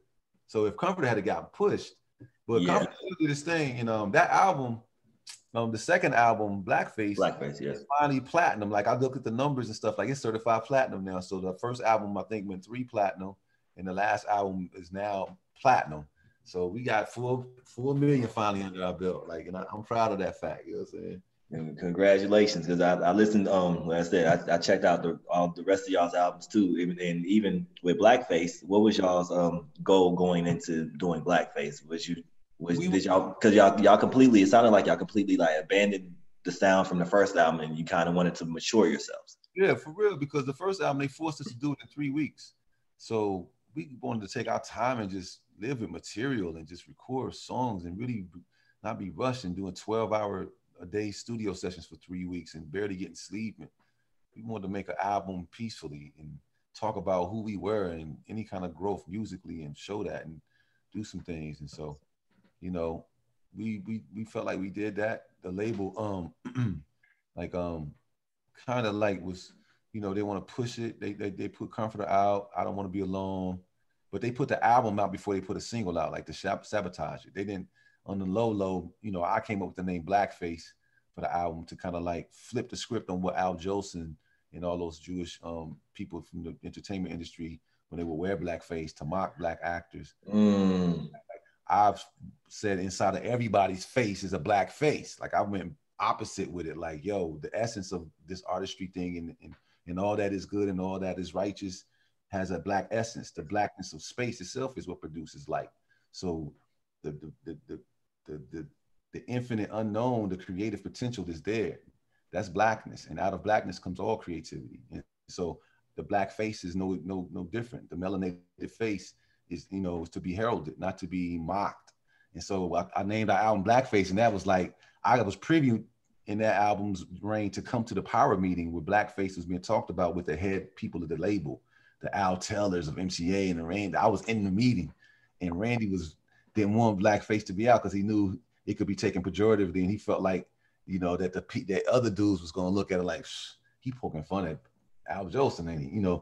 But they like, no, go ahead, let it be. And I was like, damn, he gave up easy. I thought he was gonna push back, and I realized that it's because they had already planned to sabotage the album. They put the album. Nobody puts the album out before they put a single out, exactly. Because by the time the single comes out, the record stores are returning the album because you didn't get no sales because nobody knows it's out. Now the single is in on the radio. Now people are gonna start looking for the album, but it ain't gonna be there no more because it's returned, and we're gonna be coming from a deficit when we reship, like all of that. And so then they can, and that's what happened to us basically. That and then we did the Arsenio Hall show, and I stood up for Minister Farrakhan on the Arsenio Hall show, and stood up for him bringing them on. our label was not that on a low.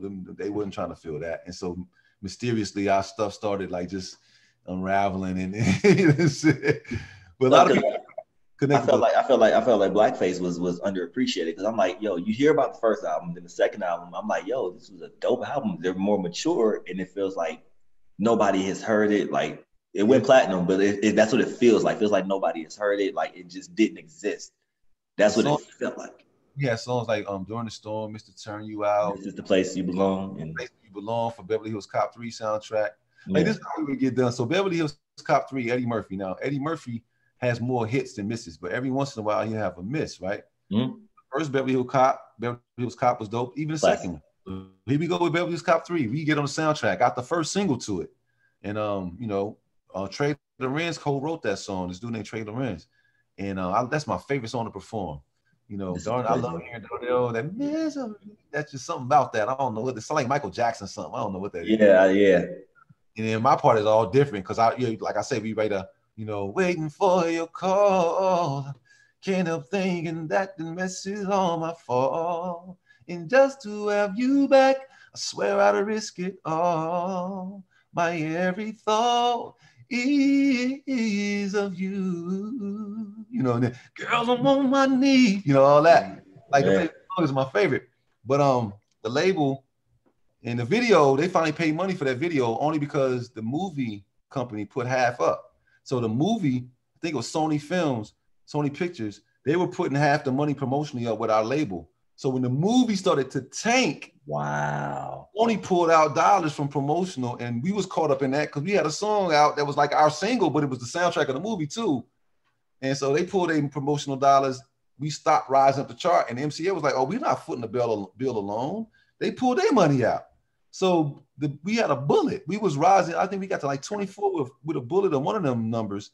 And we were still rising. But when they took their monies away because the movie started tanking and nobody wanted to be associated with the movie tanking, that meant that our album, our song life stopped there. But the song, people would love the song and it was rising on the charts. But we just got to be in another time. Like we did a song with Jay-Z, a remix to I Don't Want to Be Alone Tonight off the Blackface album. In the New York market. Marley Marl came to LA. We recorded it. We wrote it. Me and Darnell wrote it. And Marley Marl at the time had this young prodigy because Marley was the DJ at Hot 97. And this new dude named Jay-Z had just done a song with Foxy Brown called Ain't No Nigga. He was blowing. He was like the poster child at Hot 97, blowing up. And Marley gave us the beat to Nobody Beats the Biz. That dum dum dum doo doo doo doo. And we rocked to that. The remix to I Don't Want to Be Alone. We called it Tonight. I don't want to be alone tonight. Why don't you stay with on, dun, dun, dun, dun, dun, right?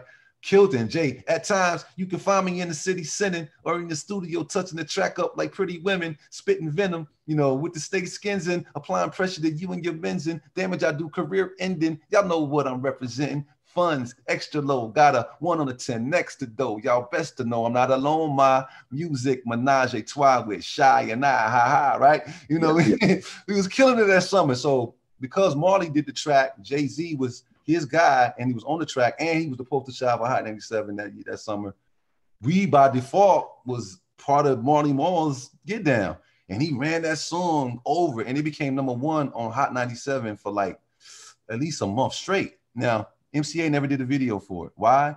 Because we, out of our pocket, found Marley Marl and paid them and did that all on our own, set that up. So the label didn't have nothing to do with it. They didn't want to do a video for it. Despite the fact that the song was in New York, in the hardest market to break a song, we was killing it in New York, and they didn't want to do a video. So little crazy things like that made or break like certain parts of our career. What it would have been like if we had a video with Jigga for that song, it would have been the man.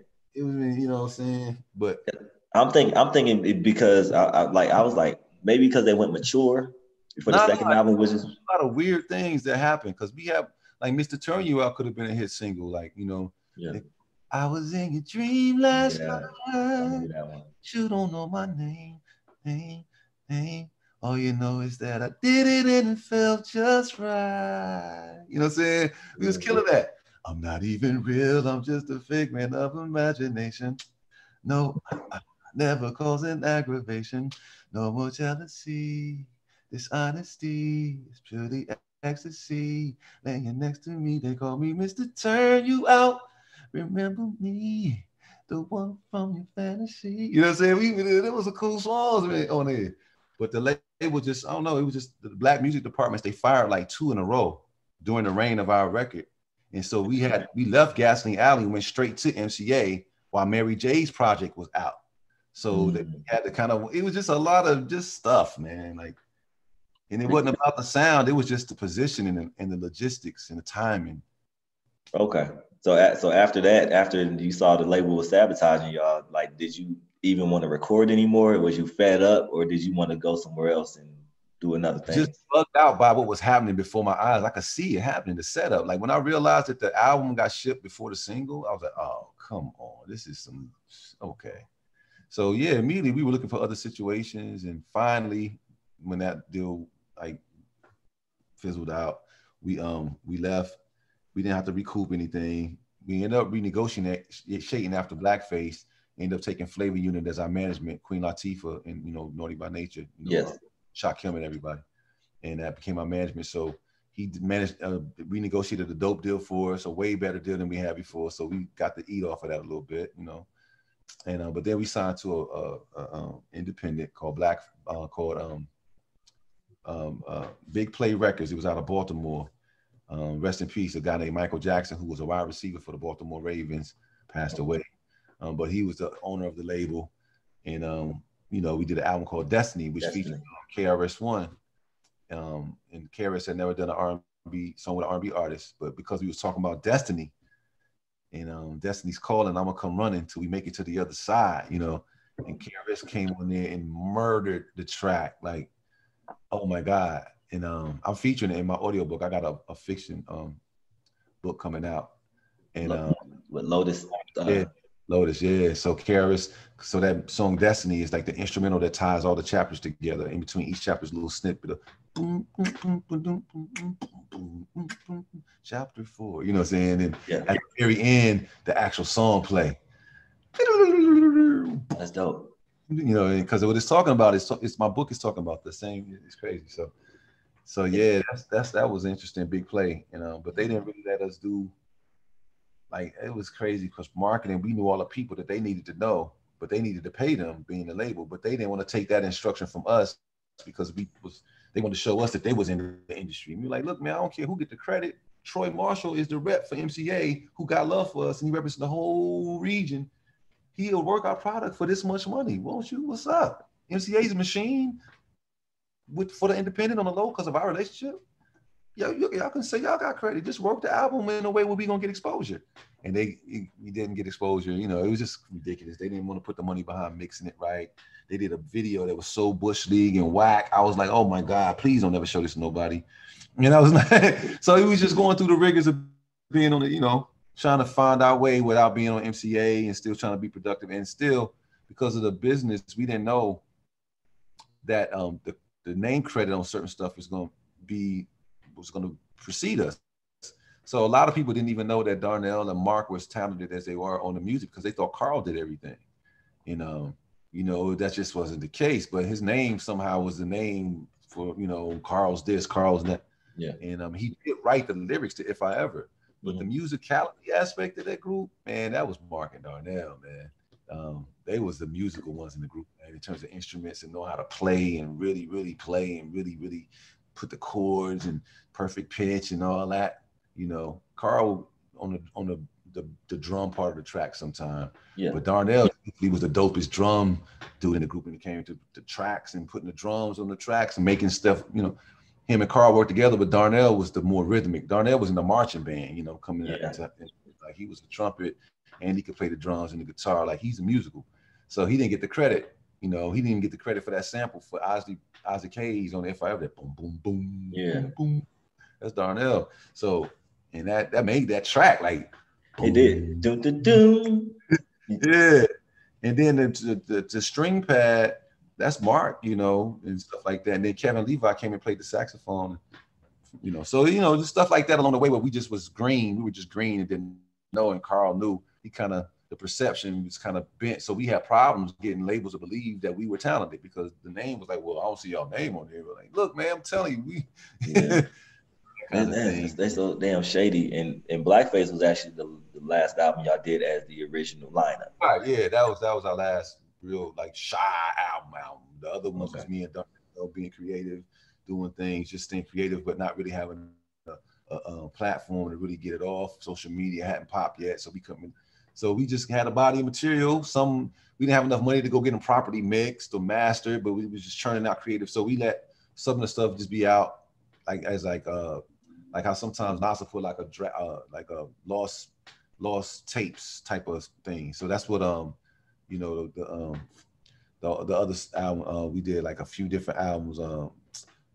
Mystery System, back from the Mystery System, and that came out like 04. Yeah, those are just like us actually, like all the stuff that we've been in the lab that we didn't put on albums that we still plan to go like add some stuff to. They just were never finished, but they had potential. We went on ahead and before time kept going, we was like, well, let's just put these out as just some music so people can just digest. It's not finished, a lot of it, but it's So you were just putting material out, like, hey, just take it. Content, yeah. And then with the thought that later on we're gonna come together and do a real shot. We still haven't really done that one yet, like a real album. But me and Darnell are planning to do a real serious project. And I just got through finishing a project for my solo effort. I redid Comforter. Darnell, it's called Comforter Redux. And I have 7 other songs on there. Yeah, I got some nice stuff on there. And I was at a radio station last night and I played like 3 of them up in Houston, 95.3 jams. Shout out to Monica and the crew and Peter and Nicole and everybody, Miranda, all y'all, the kids. Shout out. All of them, H-Town, my boys. I did a song with H-Town. They got an album coming out. I did a feature with them called Body Right. And it's dope too. Cool little joint, man. You know, having fun down here. And I saw you hanging with H-Town. You hang with like H-Town. Shout out to H-Town, dope ass group. Yeah. They made they mark in the industry. Yep. Like it's because it's 2 groups from Texas, H-Town and you had High Five. Both of them. Oh yeah. Tony was the beast. He came out right before us, so we was all looking up to Tony. And then he had the Sprite commercial, and you know what I'm saying. The Kissing Game was something serious, man. He killed that. And his runs, he was just dope. He was a dope singer. You know, he was representing the young brothers who was trying to sing back at the time. You know, his vocal game was crazy. Is there anything that you wish y'all could have did better or did more of around the time where y'all was? Well, you know, all those experiences shaped who we are, and so that's the real answer. But on the actual level, like just hindsight being 2020, no pun intended for the year. At the top of our game, after the first album, instead of renegotiating a deal and getting a little bit more money from the label, the juice that we had and the cachet we had because of that hit during that time and the pulse of R&B, and we represented it and had our own niche, we should have started an independent label and put ourselves out right at that moment. The fans wouldn't have cared that it came from Jumble Bumble as long as the music was available. And because of our heat, we would have had interested investors who would have been down to, you know, help us get it mixed and mastered real dopely and stuff like that. And then we could have put the independent distribution situations and tapped in and really, but we could have made some noise, probably owned our masters. And, you know, a lot of stuff that comes with that would have been, you know, but luckily the thing that we did do right, we wrote all of our songs. Okay. So publishing to this day, we get our publishing. The part that we negotiated from the label, we get that because we were the writers. And, you know, we do our shows and we get that too. But our songs, we get money, we get paid for Baby I'm Yours and Comforter. And if I ever, you know. To this day, like I say, y'all are the talent show kings of R&B because every talent show I go, every karaoke bar I go to, somebody's up there butchering If I Ever Fall in Love or Baby I'm Yours.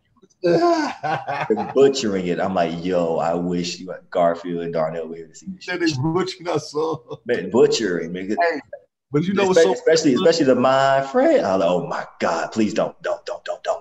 Hey, it's so much fun though because like on internet and stuff, people always tag us and we see Dwayne Wade and LeBron like in different times. Man, I love to see that, yo. Let the film to be singing to Gabrielle, If I Ever, or LeBron to be singing. I never met any of those cats, right? So to see them like blowing our song, and you know, I don't even know them yet. You know, it feels like dope to see that something we created is in their zone, that they really is food for them. Like they really, I recreated that. Like, yo, it's dope. Y'all definitely y'all made y'all mark because y'all like y'all Like, will I'm like, forever be mentioned. You'll forever be mentioned as the group that if I ever because that's the hit. Like when I interviewed Stephen Russell from Troop, I'm like, yo, like I will always love you and spread my wings. I'm like, that's y'all song. Like that will forever be y'all song. And like he's them. like, he's like, I don't have to have, 20, 30 albums. I just need that one song to make my mark. I got my point across in that moment. I feel like y'all got y'all point across. Y'all could have just dropped one album, been fine. Dropped Yeah. the game, left. And you taught school while y'all were touring as a group and going platinum. You were still teaching, right? And learning, get my masters while we were on the road. I remember we got invited to do the Tom Joyner cruise, Mm-hmm. and I was getting ready to defend my master's thesis to my committee. Yeah. I had to write a chapter while I was on there, or proof, or edit my chapter and send it to my committee for their approval. While I was in the middle of all that wild chaos, freak Nicky kind of like boat ride, singing at 2 a.m. and then going back to my little cabin and typing my master's thesis that for my research. Like it was like that. I'd be on airplanes on the laptop and then going into sound check, leaving sound check on my laptop again, getting other things. I was it was a crazy juggle, but it's actually all that I've known. Like I don't know any other way. So it was like a both and scenario that, I'm glad that I got to live life through that way. Like I'm glad that was my life, to be able to do both of those and pursue both of those at the same time. Be platinum on this side, the top of the game, reach a pinnacle of success, a multi-platinum artist. That's what that is. And then to go receive a terminal degree and then win awards at the same time and represent both of those fields. I presented plenty of conferences.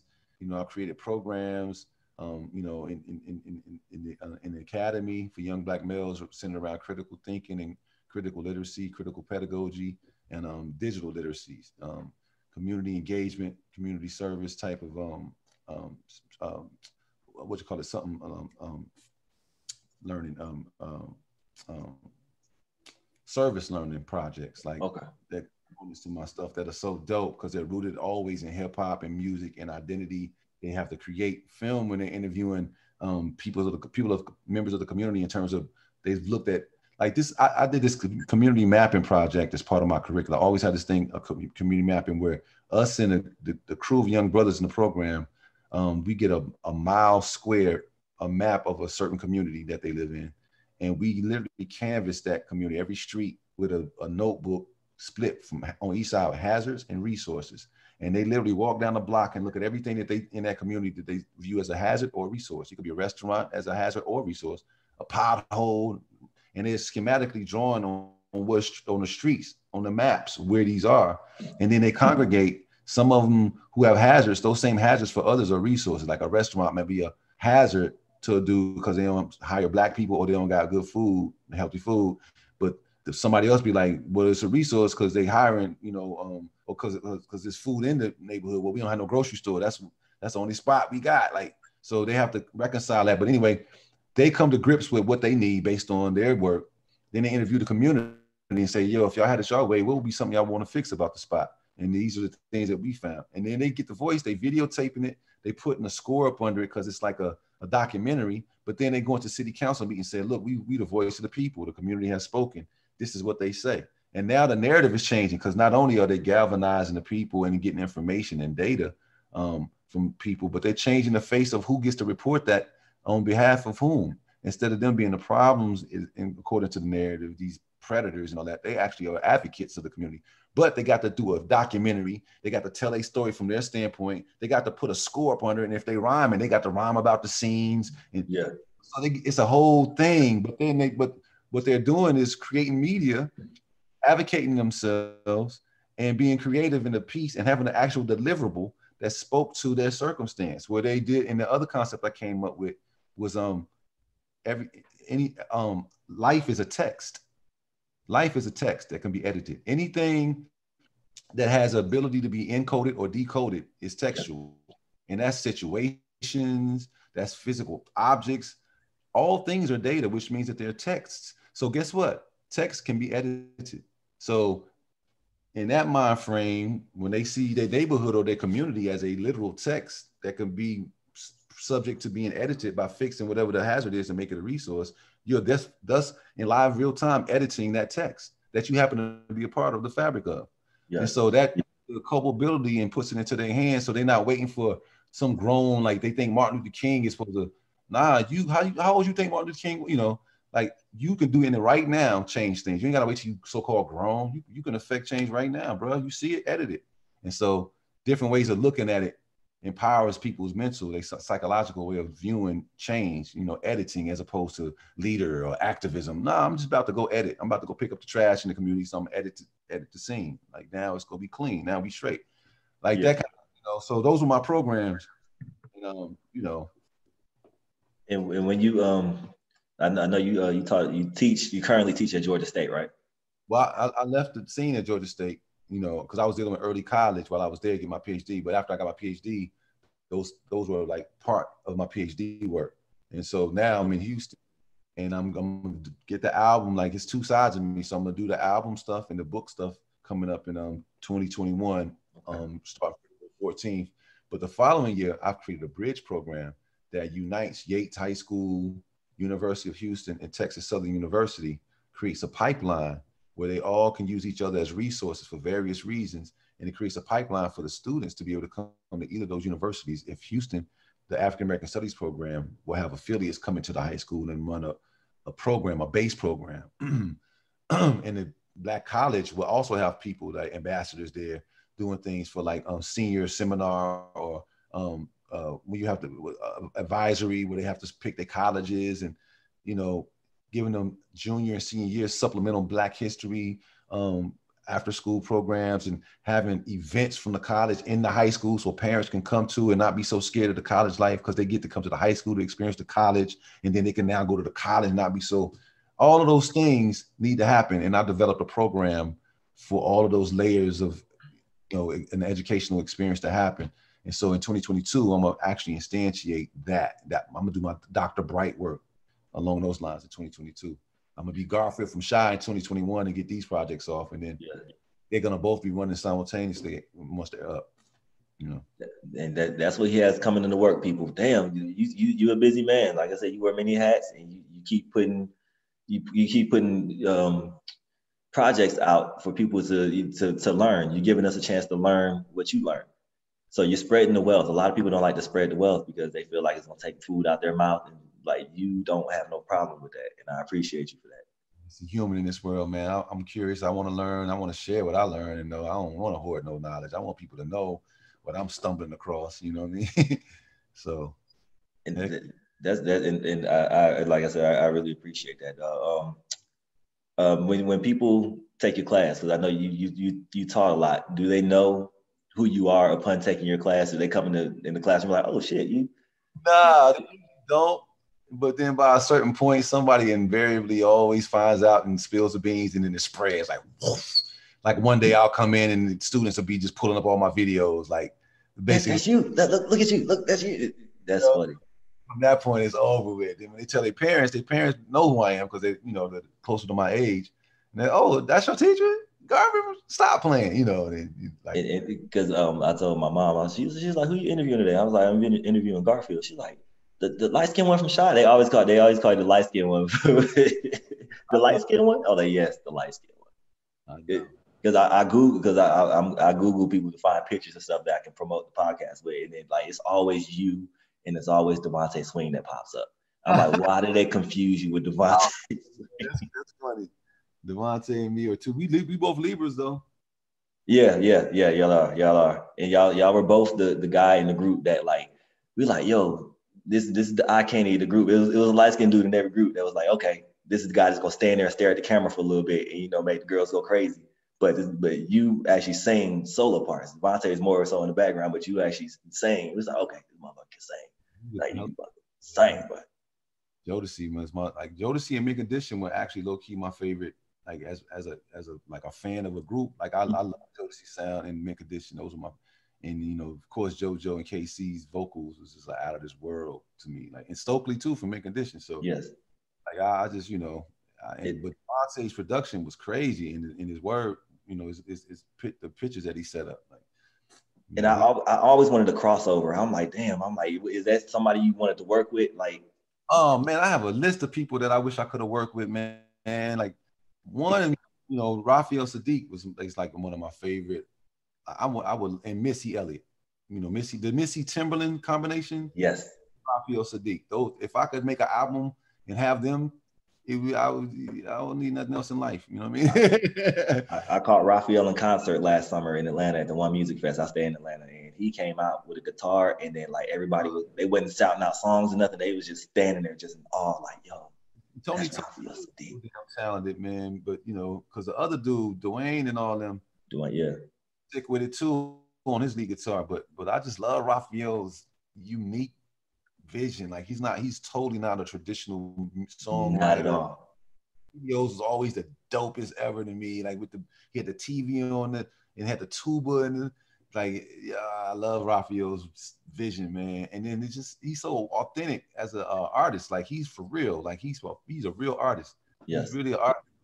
And I feel the same thing about Missy. Like if I was in the trenches and it was just everybody could pick one artist to partner up with for any genre of music to produce a hit, like we gonna run you through a boot camp, like, and everybody get one partner to be their lifeline, and all y'all gotta see who can flip any music genre, any track that come, anything the best, who can get the best representation. I'm picking Missy Elliott to be my dog, my roadie, exactly. Because I don't, man. Hey, it still may happen. It still might can happen. So hey, I'm praying for that because I would love to hear a mashup with you, Missy, or you and Raphael. I would love that. Doing her like she still hadn't expressed the fullness of her talent yet. She hasn't. Absolutely right. Like she's so mastered what commercial sound should be and what people to go for and what people like and what they really want. She's so mastered giving them that it's some artist stuff that she got that she could give them if she wanted to. Be the dopest R&B singer out there because her songs would be the dopest songs because her writing is ridiculous, immaculate. She sing her butt off, but then if she wanted to be an MC out there, she could do that too. With Remy Ma, all them getting busy, like nobody would even probably be able to see it for real if she really wanted that. Exactly. And like I don't think people realize that. Like she got the funkiest encode, like the way she see tracks and what she give back to them. She just funky is like she's a hit maker. She can never. I can never see her putting out anything whack. Like she hasn't. She hasn't. She can't even conceptualize nothing whack. Like everything that she feel when she get engaged. No, Monica. Yeah. You, man. Keisha Cole. Like it's always something. She's sick with it, and I don't think. I mean, she get her lifetime awards and all of whatever she be getting, but people don't really. I don't think people really understand how ill Missy is, man. Her videos has always been the biggest, over the top, you know. And people, you know, and all that, yeah. And those is just bananas hits. But there's some other stuff in her that I know is in her. Because she did some stuff when she first came out before she really got signed, when Devontae and them had Timberland. The Swing Mob and all them, Magoo, Timberland. Mic check, 1, 2, get ready. I'm gonna hit all the others, get steady. Mic check, 1, 2, get ready. Like her rhythm, like the way she's like how people give Eminem credit for being ill, you know, it's always debate because Eminem was a white dude that got rhyme. People don't like really want to give him that, you know what I'm saying? I'll give him his credit. But the boy can rhyme. I mean, you know what I mean? Like he's like a guest in the culture, but the boy got skills. What can I tell you? And so the way he flipped, how he got them incremental, like how you be flipping like words in between. Missy got that same. She does. Like nobody heard her really get busy because she never really came all the way hardcore like she got. She fitted to like, I know what makes a hit. I know what makes hit songs. That gutter, the stuff I can do, people like it, but I want a universal broad net and sell billions of records. So I know how to make that and still not sell myself and be really original and exactly that side of me. But I want that other Missy, man, too. I like that Missy too, but it's this other Missy that's in there. The Missy that was behind Tweet, the Missy that was behind Jasmine Sullivan. You know what I'm saying? Yeah. come on, this woman is ridiculous. I think she about to emerge because she's been talking a little bit lately because usually she don't say nothing. But I'm like, yo, Missy coming with something. Baddest artists we had come through our ranks, and I'm afraid that after she passes, when people gonna really, really, really dig up stuff and appreciate how incredible her mind talent is. Like, she ain't playing, man. And I don't think nobody out creative her if everybody was sitting in a room with a track and everybody had to create to it. And it could be 30 dope people in R&B and hip hop. And Missy would always emerge in the top 3 on every single one of those. Every effort, whatever she come up with to that track, it'll be out of when everybody play their stuff. Yeah. Her verse probably be always in the top 2 or 3 of whatever everybody thought of. Always, you know what I'm saying? Like, she's sick with it, man. I believe it. So that's who I want to work with: Missy Timbaland combination and Raphael Sadiq. And that's why I'm doing this podcast, because I like, after all is said and done, I want people to appreciate R&B again, which is why I'm like, yo, I gotta have Dr. Garfield right on here, man. Me and Genuine talked one time about doing a song together, man. Like, he was like, yo, fam, I would love to do a joint with you, King. He call me King, yo, King, man. Whatever you need, man. Holla at me. Like, get a track and just get some words to it and put something down and send it to me, man. If I like it, man, we can do this. And I was like, yo, just for me, even if it don't come out or be a hit, I would just like to do a song with you, Genuine, just for posterity's sake, just because people are always comparing us in different ways, when I can see it. and I always have respect for the brother, because people might not realize it, but every single that he put out was like a top 10 hit. It was. Like every song he got was a hit. So people think of Genuine, think of Pony, but think of all his songs. All his singles that got released was way up there on the chart. So I rock with him along with that's the homie right there, man. And I think me and Elgin, Genuine, that'll be something dope, man. Garfield and Genuine with a joint. hey, speak that into existence too. I hope that happens. Y'all heard it here first on the Love Podcast. We might get a Genuine and Garfield song, man. We might do a video. We'll kill the game. I hope the video that you like. I hope it's the video that you like. I'm sure I would like that video, man. I would have to do something, because I'm sure Genuine will be trying to dance circles around me. So I have to probably I have to just be extra fly, standing on some dope cliff or something. I'll moonwalk, off a cliff. That's funny. I passed away to Genuine, be like, yo. And he gonna pop, how he do. I'm like, this boy dancing.